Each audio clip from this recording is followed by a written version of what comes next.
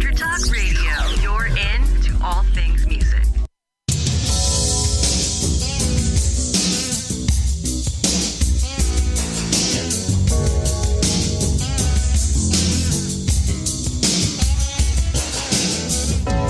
Welcome to Intersect Radio, where music, faith, and life converge. With your host, Aaron the A-Train Smith.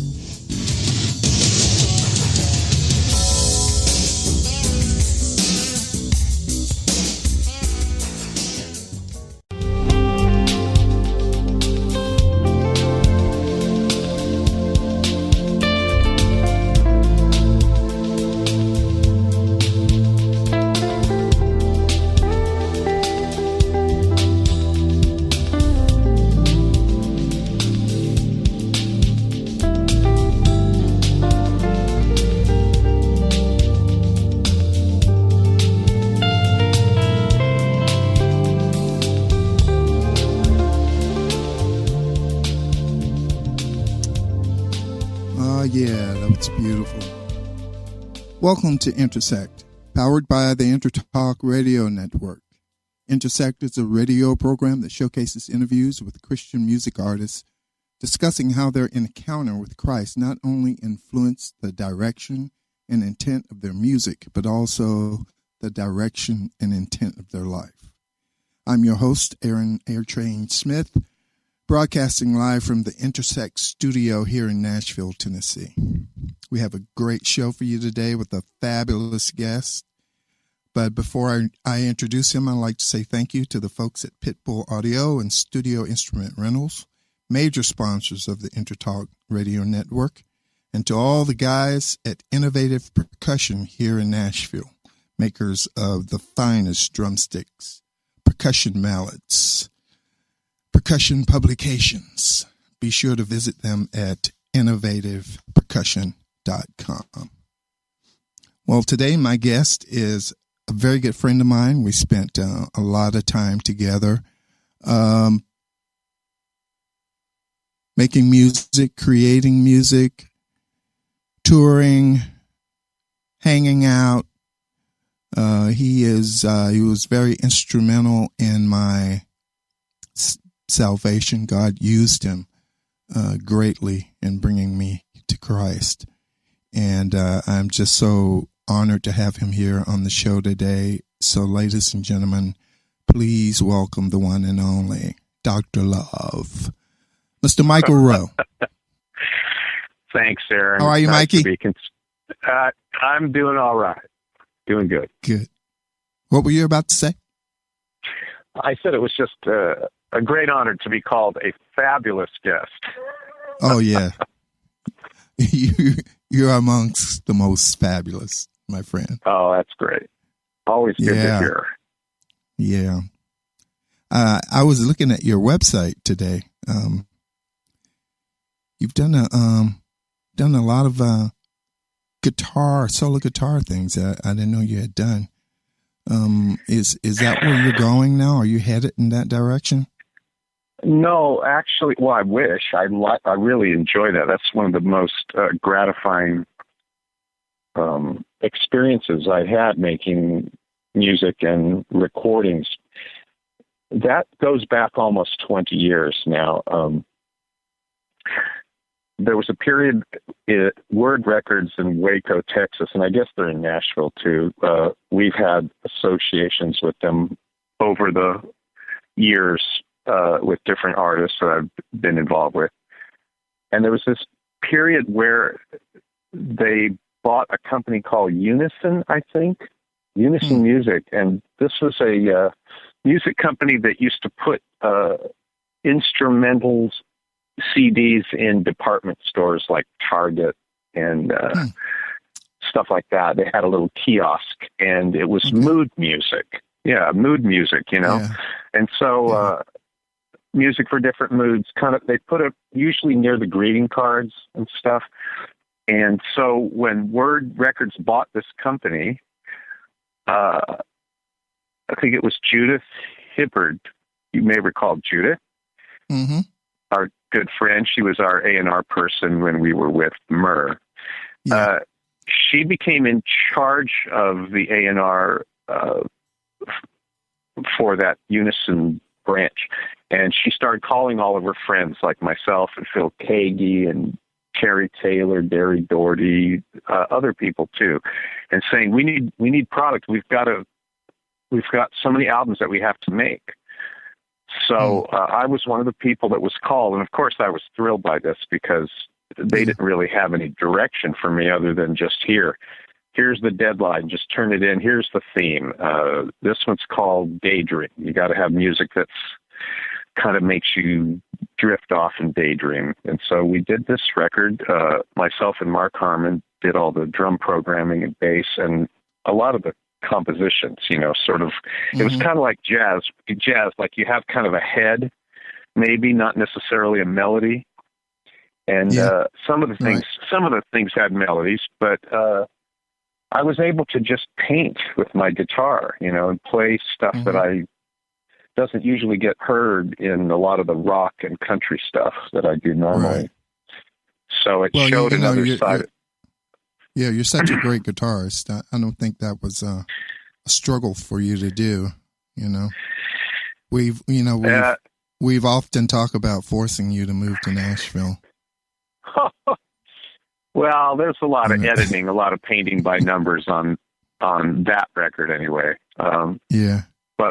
But it's a beautiful thing, and I couldn't have done it without Mark because he was able to really lay the foundation. Oh yeah. But then we did a second one called Orbis, which was supposed to be kind of an outer space theme, which they said, you got to imagine sort of a cross between Major Tom and John Glenn having a space mission where he loses touch with ground control. And he's just out there. What would he see? What would be going through his mind? What kind of music would he hear? And it was amazing to have that kind of idea in your head while you're creating instrumental music. So what we did for that one was mostly like jazz. It was kind of like improvised sort of space out stuff. And what'd you do? Pick a key and just start playing, or what? Well, in some cases, most of it was Mark had this Echoplex device that was a bass looping thing, and he would start creating loops with the bass. And it was kind of like Robert Fripp did with his Frippertronics many, many years ago, where you play a note or a series of notes, and then you loop on top of it, and you add some more notes, and you keep building the loop and building it until it creates this big wall of bass. And gosh, that was great stuff to be able to improvise over. So on a lot of those ones, I was just flying blind. And in some cases, the solos were 100% unedited. Maybe one mistake or two, but mostly I would just keep playing until the thing broke down. So, those two albums represent a real special time for me creatively because I was getting paid to just paint, to just throw paint against the wall. And any artist or musician would, that's the dream to me, is to be able to get paid to do something fun and without a lot of direction, not a lot of pressure, Are they still doing that? No, the whole thing fell apart, and then somebody ran off with the money, and it turned into a nightmare eventually, but for about a year it was one of the best years of my life because I was literally living off just making this music. And it was a very, very nice experience. But, those things don't come along very often, Yeah. Speaking of Judith, I saw her recently here in Nashville after not having seen her for about 15 years. It's good to see her. Yeah. Yeah, I haven't seen her for a very long time. So hi, Judy, if you're listening. Yeah. So, Mike, how did you get started on guitar? Huh? Oh, how did I get started? Wow, that's a big question. Well, I had my mother's first cousin's name is Richard Diaz, and he played a big Gretsch hollow body, and he was an acolyte of Chet Atkins. He just totally idolized him and learned how to play that finger-style guitar that Chet does. And so when I was a little kid, he'd bring his guitar over and an amp and sit there and play in the living room. And I was completely transfixed by that. So having grown up with Elvis Presley and, and all that great music from the late 50s and early 60s, I was immersed in rock and roll from the time I was 3 years old. And that's back when it was first happening. So yeah, I had records by Jerry. Which parent was the musical parent? My mother. Turned you on She to played. Elvis. Yeah. My mother played piano and organ for the church, and so did my grandmother and my aunts. So that whole side of the family was musical. And so when I was around 9 years old, my mother asked me, would you like to take lessons from your cousin Richard? And of course, I didn't even hesitate.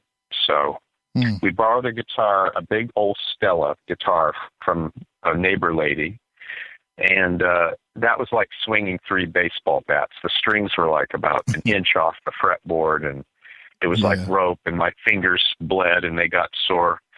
But I did about 6 months with my cousin, and then we switched to a guy named Bud Eastman. And Bud Eastman is the man who began Guitar Player magazine. Before Guitar Player, there weren't really any magazines devoted to guitar like that. But he had a whole guitar studio, kind of like a small Guitar Center, but it was a neighborhood thing. And in those days in San Jose in the mid-1960s, it was a mecca for garage rock and early sort of proto-punk. It seems like every rock band in San Jose wanted to be the Rolling Stones. But what they ended up with was a more garagey, almost Iggy Pop kind of trashy version of it. So when you study the history of garage rock and punk rock and those kinds of things, San Jose always comes up as a real important bastion of development for that sound in the mid-60s. And did you play any of those bands? No, I was too young. I was just a kid. But I was taking guitar lessons at Guitar Showcase, and there was a group called the Syndicate of Sound that had a #1 hit record called Little Girl. And there were other groups like the Chocolate Watch Band, and oh my gosh, I could go on and name all these names that are really obscure. But that eventually led the following year to the Summer of Love, and the San Francisco scene sort of took over from San Jose, and that's where you got the Grateful Dead and Jefferson Airplane and all of those kind of bands moving up the peninsula to the Bay Area and San Francisco. So all of that stuff had a pretty big impact on me because it was local, and I felt like I was part of a scene. Even though I was a kid, these guys were like older brothers to me, and I looked up to them. So my connection to that music is more than just being a fan. It felt like family in a sense. So when Jerry Garcia died, that was like losing an older brother. That's how it felt because we were so tied to all of those people emotionally. They were kind of people you looked up to that sort of gave you the inspiration. Yeah. And when you got older, it was a great place. When you got older, did you play clubs and stuff like that? Yeah, I started doing that. I started top 40 bands. Well, the first thing I did, before I did any of that stuff, when I was 15, there was a Bible college up in the Santa Cruz Mountains called Bethany Bible College. And a bunch of guys from there, they were all about 21 and I was 15, and they wanted to start a rock band up there, which in 1969 was nothing short of scandalous because this Bible college was associated with the Assemblies of God, and that was a very conservative denomination at the time. So to start a rock band and do music for Jesus, quote unquote, at the college was really caused a squall. But sure enough, they found out that I played. One of the guys in the band went to my church, and he said, "I know this kid who plays good." So my mother started driving me up over the hill, and I was rehearsing with these guys. And here I am, 15, and they're all 21, 22 years old.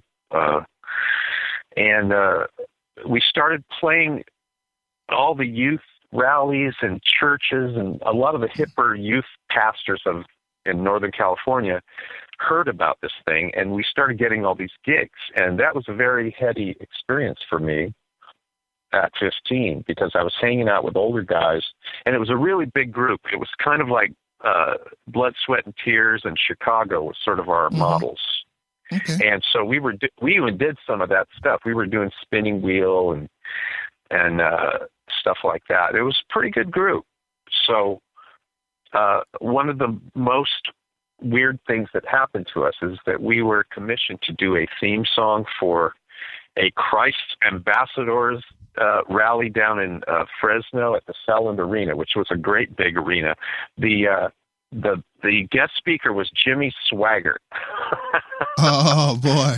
And he was not aware that we were going to open up for him and kind of play this big theme song, because this guy Jimmy Swaggart, his cousin was Jerry Lee Lewis, and his whole shtick was preaching against rock and roll and how Jerry Lee went the devil's way and Jimmy went God's way, right? That was his whole sort of message. So up we go, in front of 15,000 people, right? And we play this theme song called The Now Life. And we walk off stage to a thundering applause, right? And I go, wow, that was exciting. And I'm down there, taking off my clothes and everything. And they say, you got to go back up. The place is stamping and cheering. It's a wall-to-wall standing ovation, and they won't stop clapping. Really? So we went out there and did a curtain call. We couldn't play anything else because Jimmy was going to come on. Well, you can imagine what happened. As soon as Jimmy came on, that now he was upstaged by this snarky little rock band, and now he had the unenviable position of having to preach against what the whole audience just did a standing ovation for. Yeah. Well, hey, Mike, I need you to hold that thought. Hold that thought. Yeah. We're coming up on a commercial break, but all right. Man, that's great. I never knew you had that encounter. It kind of explains some things. Yep. Okay, folks, you're listening to Intersect. My guest, Michael Rowe. We're going to take a pause here to pay the bills, as they say, and we'll talk to you guys when we come right back.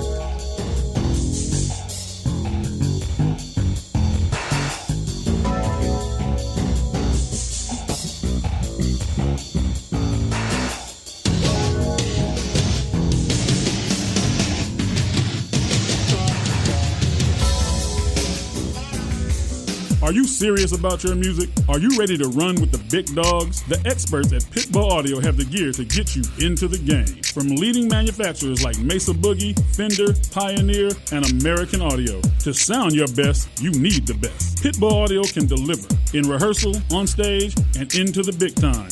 Dropping beats, shredding guitar, or making the crowd roar. Whatever you dream, Pitbull Audio can help make it happen. We are Pitbull Audio. We want you to play it loud. PitbullAudio.com. You know what's all around you every waking moment of your life? Marketing. You're choking on it. I'm Scott Robertson, and when it comes to strategic PR, branding, and marketing, I've seen it all. And actually, I'm still seeing it because bad marketing never sleeps. Join me each week on May the Best Brand Win, right here on Intertalk Radio, and learn how to make the marketing for your brand unforgettable. Hi, I'm Tim Dolbear, the host of Sound Experience on Intertalk Radio. Each week, I talk with top professional audio engineers, producers, musicians, and the manufacturers that make the tools that we use in the studio each and every day. From capturing the perfect take to mastering your final release, and the tools and how the pros use them, we are going to dive deep into their process and learn from their experience. I look forward to you joining us each week on Sound Experience with me, your host, Tim Dolbear. This is Jackie Bertoni from Jackie's Groove. Come join me weekly on my journey through the music business as I take you behind the velvet rope, interviewing industry notables such as Al Di Meola, Michael McDonald, and Al Jarreau, to name but a few. Listen to their stories on being in the studios recording #1 hits and onto the stages throughout the globe. Allow me to be your music historian. You can hear me live every Monday at 2 p.m. and every Wednesday at 12 noon Pacific Standard Time or 24/7 on jackiesgroove.com. Ready to get your groove on?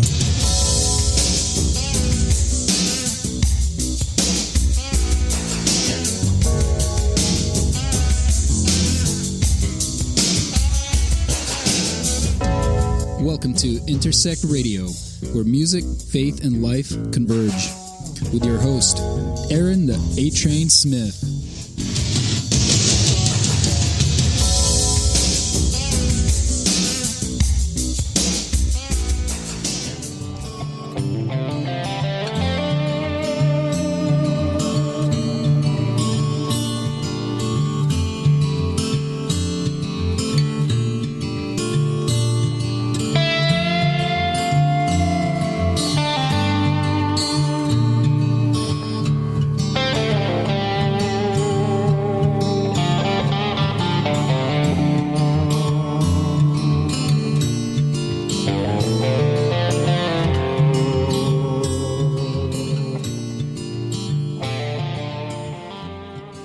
And welcome back, folks. That was beautiful. That was beautiful guitar work nice. From my guest, Mr. Michael Rowe. And just before that break, we were talking about Michael's experience with Jimmy Swaggart. So we're going to take up from there because I'm sure there's more to this story. Well, yeah, we caught there up you go. About 48 years ago. So let's see. Let's move forward to 47 years ago, 1970, and the group was still together. It was called Brotherhood, and we had a gig up in Sacramento, California, playing at the River Rat Rafting Race at Cal Expo. This was one of the very last gigs that we ever did. And my parents, by this point, were very concerned because I was hanging out with these older boys that were all sort of spouting a lot of liberal political opinions, and they were not used to their son coming home and talking about such things. So they were looking for a way to get me out of the group. And so what they chose to do was to contact an old pastor friend of theirs called Louis Neely and his wife Mary, and invite them to our concert at Cal Expo to get the sort of official approval or disapproval of clergy, considering what I was doing. Now, I was not aware of this at the time, but that's kind of what happened. So we were there with Danny Bell and a bunch of other artists. I think Andre Crouch and the Disciples. It was a pretty cool event. Was this gospel night or something? Yeah, something like that. I mean, again, this is a very early sort of venture into presenting contemporary Christian music, if you will, at a secular event. So in 1970, there was not a lot of this going on. I mean, it was starting to happen, and Larry Norman was sort of coming forward at that time, but it was still in its infancy. And we were, our little group, though we weren't really popular, we were rubbing shoulders with a lot of these people like Andre and opening concerts for them and everything, back when Andre was still climbing. You know, he hadn't become an international superstar yet. He was just getting known. And Billy Thetford was still in the group. It was still primitive, you know. It was just a couple of musicians and Andre doing his thing. So anyway, we played and we did really well. And at the end of the concert, my parents approached me with the Neelys, and Louis takes me aside. And he says, well, Mike, he says, that was fine entertainment, but you'll never be able to use that kind of music for evangelism. You'll never be able to reach young people for Christ with that. That's just not going to work. That's not how it works. And Prove that them was wrong. all. Well, yeah, he would eat some very serious crow later on and apologize to me profusely for that incident. But at the time, you have to remember, he was still pretty much a traveling evangelist. There was no warehouse ministries that you and I were part of later. In 1970, that was not even happening. That was all my parents needed to hear. And I left the group and didn't start playing publicly for, I don't know, maybe 3 or 4 years, I eventually started doing top 40 bands and playing high schools and colleges and, all up and down the peninsula with a group called Gabriel. And then I formed a vocal acoustic trio in the South Bay called Friends. And that was really popular, and it was doing really well. But in the back of my mind, that desire to take this music and make it more than just entertainment had never really left. I think that was something that was in my heart to do from the time I was quite young. But now, I didn't have the right you grew up in church? That's correct. I grew up in the Assemblies of God. I was dragged to church every Sunday. Sunday morning, Sunday night, Wednesday night prayer meeting, Sunday youth group. There was no escaping it. Yeah, I had a similar experience. It wasn't Assemblies of God. It was African Methodist Episcopalian. And my mom was, she was in the choir. They met on Tuesday nights. She was in charge of the youth group. They met on Saturdays, and then she sang every Sunday. So I was at church every Sunday as well. Yeah. I had to go. But I can't say that I was a believer. I was in church because I had to be there, Yeah. And I didn't understand the gospel at that time. So where were you in that mix? I mean, did you have a grasp and understanding of the gospel, when you were playing and putting these bands together and stuff? Well, I don't know. I mean, yes and no. It's funny when you grow up in church and you're listening to sermons, all the time, and you're surrounded by Christian people and your family's Christian and everything. You're so inundated by it that sometimes it's hard to really fully grasp what it's all about, just like what you were saying. And I think I very clearly remember praying the sinner's prayer when I was like 5 years old in Sunday school. And I believe that I prayed from the depths of my heart like any child does. Children, that's how they pray, Right. And I prayed fervently as a kid. And my mother would pray for me when I was having nightmares or when I was sick.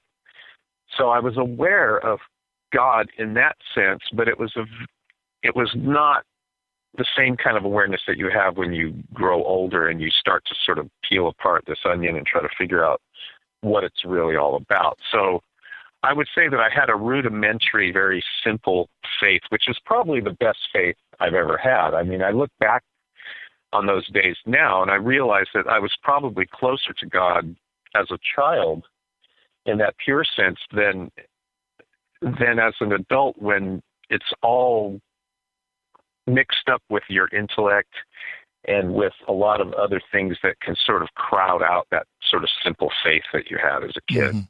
So, once I started becoming a teenager, there's that thing that happens where now you're in high school, you're getting a sense of independence.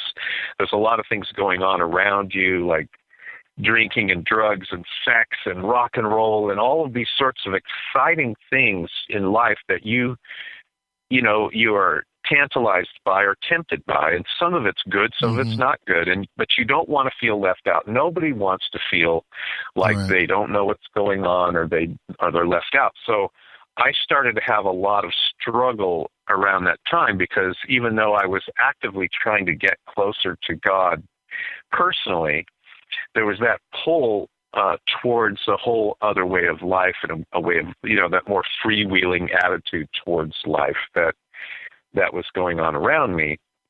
Yeah. And because of not having an outlet for my music, like I had when I was 15 with that Brotherhood group, I became disillusioned, disenchanted, and eventually made an active decision to take a sabbatical from faith and explore the pleasures of the world, Oh.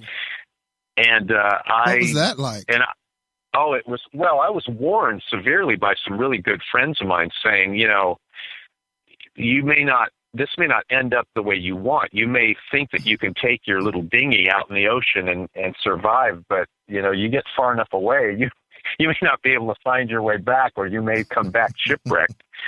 And I was willing to take that risk. I thought, you know, I just got to see what's going on. I got to see what this is all about. And the first thing I had to do, which was really tough for me because I was a pretty straight kid, is the first thing I had to do was to learn how to lie. I had to learn how to lie to my parents. I had to learn how to lie to a lot of people, because I found out that only through lying was I able to pull off some of the things that I wanted to do. And then once you start, you know how that is with anything like that. When you start lying, it becomes a habit. Your lies. Right, there's that, and it becomes a habit, and the habits are 20 times harder to break than they are to make. So once you make lying an integral part of your makeup, then that starts to seep into every area of your life, you know, even the good parts. So then you start lying to yourself. And I think that I went down this road for a number of years. I think that was between 17 and maybe 23. I started playing in bars. You know, I was having a great time, man. We had a really great group, but I was having too good of a time. And I knew that in the back of my mind, I was getting further and further away from my original goal, which was to be, you know, sort of be close to Christ and evangelize the world with music and all these sort of lofty ideals that I had, you know. And I didn't think all these things through. This was just sort of an innate thing within me at the time.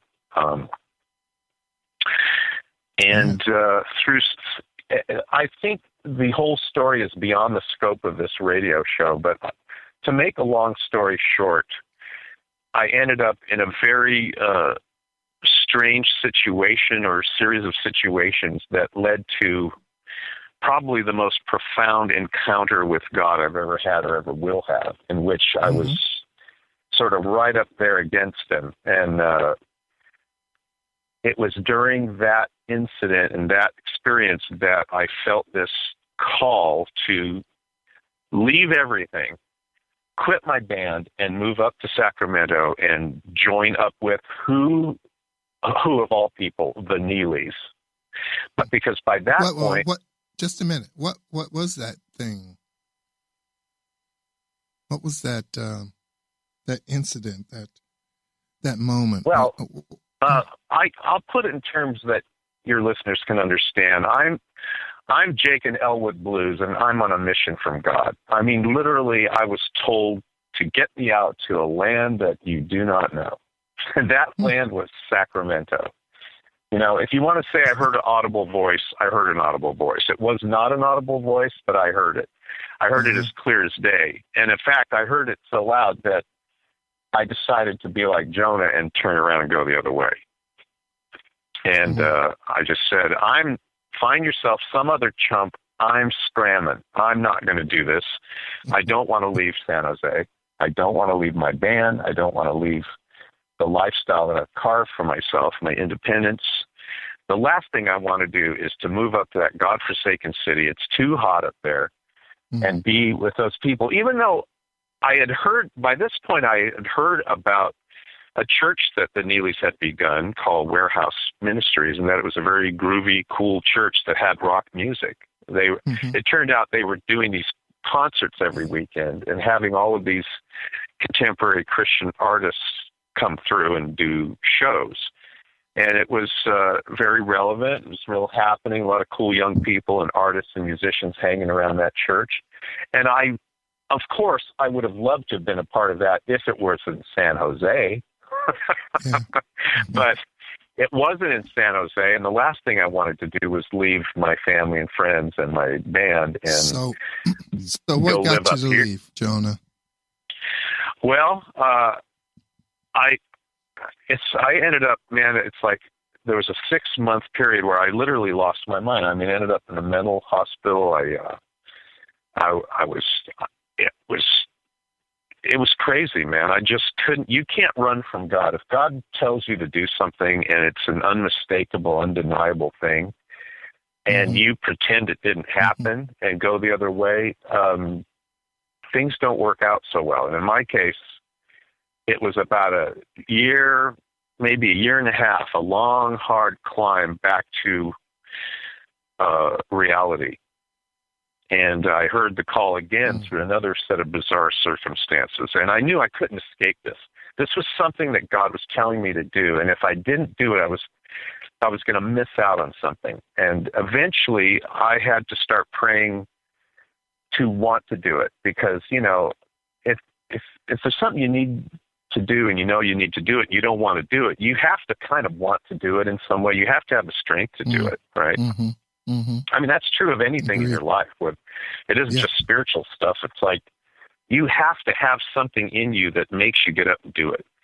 And it was only through prayer and through praying that I would have the desire and the fear of this thing taken away, so that I could actually go up and explore what this was all about.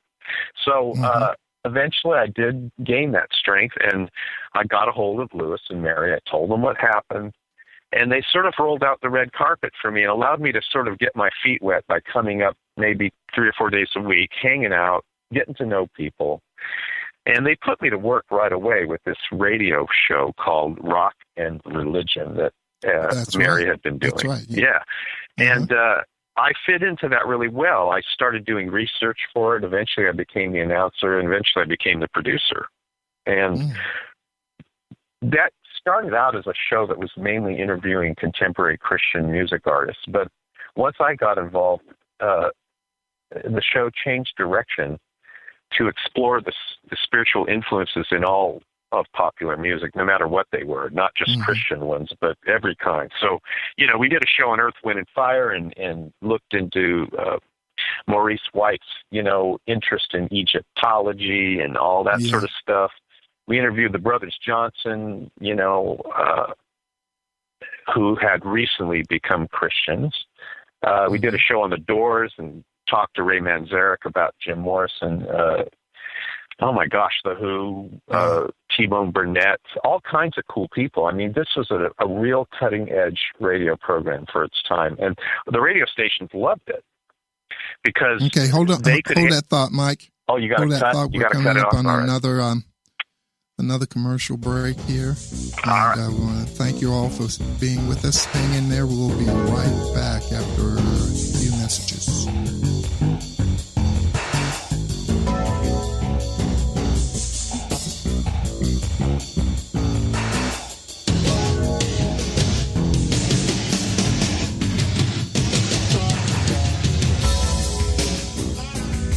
Hi, this is Tim Dolbear, host of Sound Experience here on Intertalk Radio. And Source Connect by Source Element is the essential tool that we use to link between my studio in Austin, Texas, and the WS radio station in San Diego. Now, with Source Connect, not only can we communicate in real time and with HD audio, but it's synced up and is of a high enough quality that I can use it for real-time ADR work, remote recording, and overdubbing, and it even allows me to remotely control a DAW. Source Connect by Source Element. Affordable, high-quality audio and video connection over the internet for all of your production needs. You know what's all around you every waking moment of your life?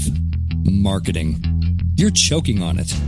I'm Scott Robertson, and when it comes to strategic PR, branding, and marketing, I've seen it all. And actually, I'm still seeing it because bad marketing never sleeps. Join me each week on May the Best Brand Win, right here on Intertalk Radio, and learn how to make the marketing for your brand unforgettable. Make this your vinyl night. I'm John J.R. Robinson, and every week, music creation comes alive through stories, experiences, and sounds when vinyl records filled our hearts and minds. My friends and I share our tips and techniques used in creation of iconic tracks for recording artists such as Michael Jackson, Eric Clapton, Quincy Jones, and Steve Winwood, to name a few. Vinyl has emerged hot, and the soul of vinyl defines art and passion which burns deepest at night. Tune in. Are you serious about your music? Are you ready to run with the big dogs? The experts at Pitbull Audio have the gear to get you into the game. From leading manufacturers like Mesa Boogie, Fender, Pioneer, and American Audio. To sound your best, you need the best. Pitbull Audio can deliver in rehearsal, on stage, and into the big time. dropping beats, shredding guitar, or making the crowd roar. Whatever you dream, Pitbull Audio can help make it happen. We are Pitbull Audio. We want you to play it loud. PitbullAudio.com. Welcome to Intersect Radio, where music, faith, and life converge. With your host, Aaron the A-Train Smith.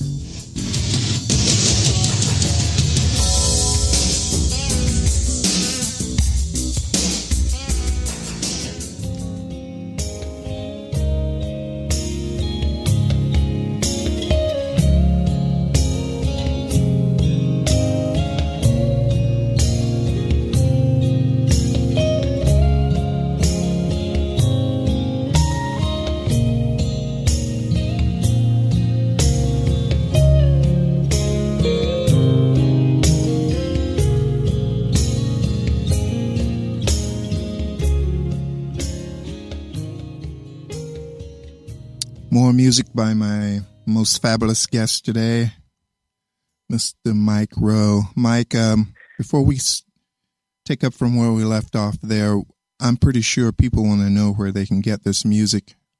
Would you share that with the audience?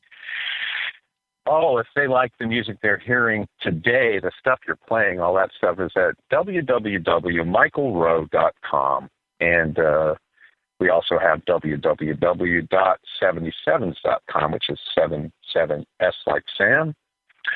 Also, www.thelostdogs.com. And finally, www.kerosenehalo.net. Between those four websites, there's more music than you would need to hear in a lifetime. So there you go. And that isn't even all of it. You know what I mean? It's like just, cool. It's whatever's out, whatever's around. You can listen for free on Bandcamp. Yeah. Oh man, it's great. Great. Now, before we went to the break, you were telling us about your radio show. Who was your favorite guest? Well, some of these shows were donated to us, either interview and production-wise. We worked with a lot of other writers, like Steve Turner, the poet and journalist from Britain, and also Davin C., who was a staff writer with, I think, Time or Newsweek, and worked for Warner's. And we had a lot of really great writers that helped us on a lot of these shows.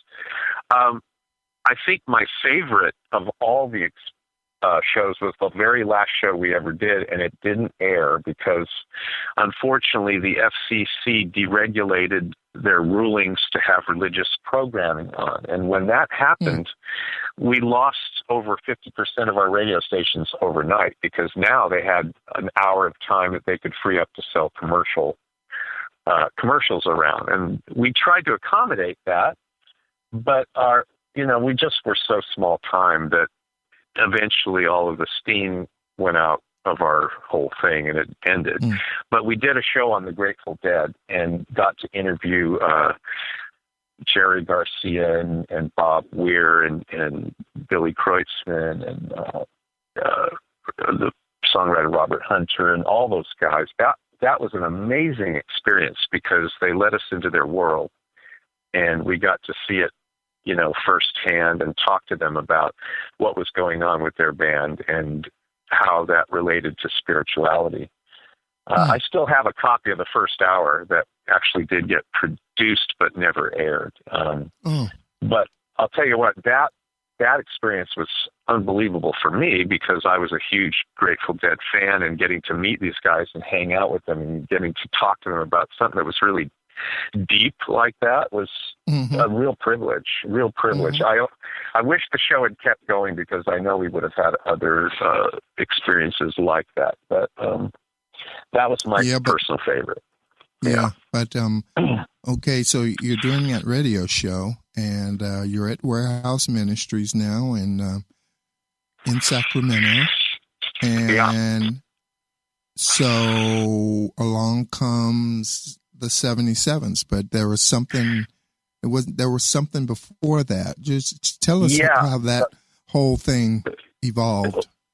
Well, when I first got to the church to follow up on my, mission from God, as it were, the very first thing they offered me was a chance to put together a rock group with myself and other guys in the church. So at that time, Jimmy Abegg, whom you had as your guest, I don't know, last week or whenever, he was asked to play bass for the group, I think. Mark Tootle was asked. There was a drummer named Mark Proctor, who was our very first drummer. And then Jan Eric was part of it. Sharon McCall was in it. And eventually the whole thing kind of shook down to where it was myself, Jan, Tootle, and Proctor.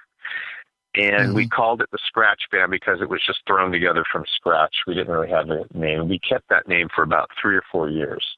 So if Jimmy was playing bass, then Jan was playing guitar? He may have. I mean, those first few rehearsals were we even had another guy playing bass, and he only lasted for a few rehearsals. So it was kind of an open-ended thing for a little while. But it eventually boiled down to the original 4 guys that played on that first album, Ping Pong Over the Abyss. And we played every high school in Sacramento and surrounding area. We played every college, every youth authority. We played Lompoc Federal Prison. We played just any place. We'd go out and set up on the lawn during lunchtime, or in the quad and play our music. And it was, at that time in 1979, it was a mixture of sort of punk rock and classic rock and just whatever our influences were. And the first batch of original songs that we got was from Steve Scott, whom some of you may know as a great poet and singer, artist. And he gave us a whole bunch of songs that he was recording with Larry Norman at the time for an album called Moving Pictures, which never got released. And we got to play a lot of this stuff live, and it gave us an artistic edge right off the bat because the rest of the material was just sort of thrown together, just a bunch of orphan songs I had lying around that weren't very good. Steve's stuff was actually really good. So that would lay the groundwork for us having more serious artistic pretension so that by the time we were together 4 or 5 years, that was when we sort of drafted you into the group, Aaron. And it was at that point that the group became even more serious than ever before because we moved away from playing. I know we still kept doing those high school and prison things and stuff like that, but I think we were setting our sights higher now to more sophisticated gigs and playing in San Francisco, playing for venues that Bill Graham ran Charlie and things like that. Charlie helped that too, Oh, absolutely, because getting Charlie Peacock in, when Charlie Peacock started attending Warehouse and becoming part of the music scene there, that started setting a higher bar because Charlie's standards are really high for business, for music, and everything. He always was kind of ahead of the pack. And he became a kind of mentor, even though he's younger than me. I'm never going to let him forget that. He behaved like an adult, whereas the rest of us kind of were sort of the perpetual adolescence of the church. We all kind of worked there. Lewis gave us jobs. We were on the dole. We kind of never really grew up as long as we were there. But it was a great place to sort of extend your adolescence. Whereas I think when Charlie came into the scene, he was kind of an outsider that remained one and kind of had a little bit more common sense to sort of not hand over his license, driver's license, passport, He insisted he insisted that he play clubs. He had to because that was his livelihood. He had been playing clubs all that and so up to this time. In a way, he kind of helped the church and that aspect of what we were all doing sort of grow up into the real world. I think the main problem that was happening is that there were two different things going on. One was running a local church, and the other was trying to have a record label and a studio and a bunch of musicians hanging around who really wanted to further their careers and move out into the real world, you know. And I don't think ultimately it could have worked, but there was an awful lot of amazing things that happened during that 10 years that we were there. Right. Things that sort of laid the groundwork for where we all are now, depending on what path we chose. You know, I mean, I didn't expect, we all thought we were going to become big rock stars. And, you know, for better or worse, that didn't happen. That didn't happen. But what did happen was that we started this record company called Exit Records, and the first distributor was Word Records in Waco, Texas. And that was, even though I kind of resented that at the time, that would prove to be really important because you had an automatic sell-through of about 25,000 units. And all the people that bought those records either started bands or became lifelong fans. It was kind of a life-changing event, I'm told, by a lot of people that were looking for a way out of Amy Grant and some of that more popular Christian music, to have something that was more rock and roll, more street, something that they could call their own, something that sort of reached out to misfits and people that were marginalized in the church. And to this day, you know, when I'm involved in any kind of church work or church attendance, it's always on the fringe because I'm noticing that there are a lot of people that either grew up in church like you and I did, or they've fallen away for whatever reason, or they're just angry with how church has gone. It's become either too organized or too political or too money-oriented, you know, sort of program-oriented rather than Christ-oriented.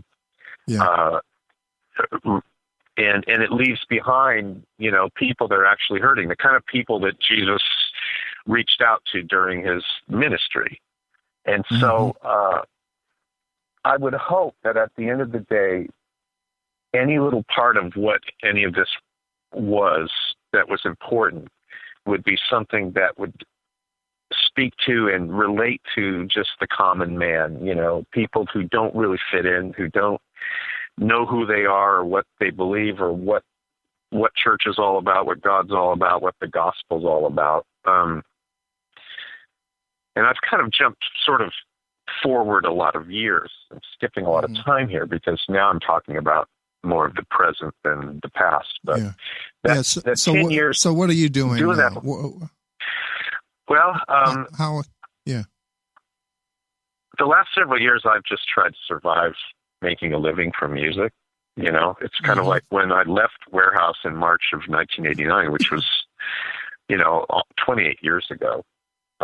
You remember the date? Oh, yeah. Absolutely. Okay, go on. Yeah, because leaving was fairly traumatic. You know, it was like, this was my family. This was something that I was a part of for a long time. It was really important to me. So you don't forget something like that. It was a major change and upheaval in my life, you know, sort of being surrounded by a lot of friends and a lot of activity, having a full-time recording studio, a full-time job, running a record company, being part of a band that was popular. And walking away from all of that was, you know, fairly traumatic at the time. And it took me a few years to sort of get my bearings. And unfortunately, I ended up having a lot of personal problems a few years after that and went through kind of a lot of years of sort of what I would consider my own dark night of the soul, I think. I think I just sort of spun out, didn't really know what I was doing. It sort of, I let myself go, you know, and it took a long time to sort of start taking life seriously again and taking what I was doing seriously again. And, but in the middle of all that, like, you know, we have to make a living, and I just ended up focusing on trying to provide for my family, and doing that with music is tough, you know, unless you're involved in a really high level professional situation. Mm-hmm. It's catch as catch can. You're just you're living gig to gig, project to project, and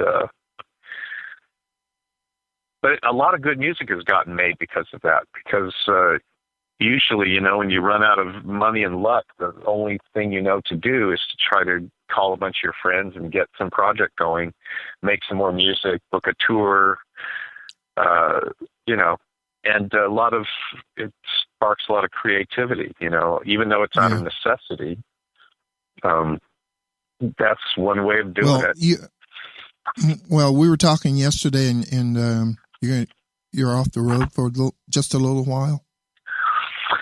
Well, I got tired of touring constantly to survive, and my parents ended up at Eschaton Village, which is kind of a retirement community. And Mike, it sounds like we got a break. We just ran out of time. I want to thank you for coming on the show. Yeah, it's a drag. Stay tuned, folks. We might have to do this again soon. Thank you all for listening. Yeah. Thanks, Mike. All right.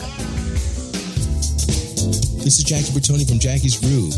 Come join me weekly on my journey through the music business as I take you behind the velvet rope, interviewing industry notables such as Al Di Meola, Michael McDonald, and Al Jarreau, to name but a few. Listen to their stories on being in the studios recording #1 hits and onto the stages throughout the globe. Allow me to be your music historian. You can hear me live every Monday at 2 p.m. and every Wednesday at 12 noon Pacific Standard Time or 24/7 on jackiesgroove.com. Ready to get your groove on? Hi, this is Tim Dolbear from Eclectica Studios. I'm a full-time mixing and recording engineer. I work with Grammy winners, labels, and indie artists, using state-of-the-art digital mixing and restoration tools and the very best in analog gear. Really, though, it's my ability to bring tracks to life and fulfill your vision for your music. This has made me sought after by producers and artists worldwide. So spend your time working on music and not chasing a mix down a rabbit hole. Go to timdolbear.com and check out our free one-song mix offer. You know what's all around you every waking moment of your life? Marketing. You're choking on it. I'm Scott Robertson, and when it comes to strategic PR, branding, and marketing, I've seen it all. And actually, I'm still seeing it because bad marketing never sleeps. Join me each week on May the Best Brand Win, right here on Intertalk Radio, and learn how to make the marketing for your brand unforgettable. Are you serious about your music? Are you ready to run with the big dogs? The experts at Pitbull Audio have the gear to get you into the game. From leading manufacturers like Mesa Boogie, Fender, Pioneer, and American Audio. To sound your best, you need the best. Pitbull Audio can deliver in rehearsal, on stage, and into the big time. Dropping beats, shredding guitar, or making the crowd roar. Whatever you dream, Pitbull Audio can help make it happen. We are Pitbull Audio. We want you to play it loud. PitbullAudio.com.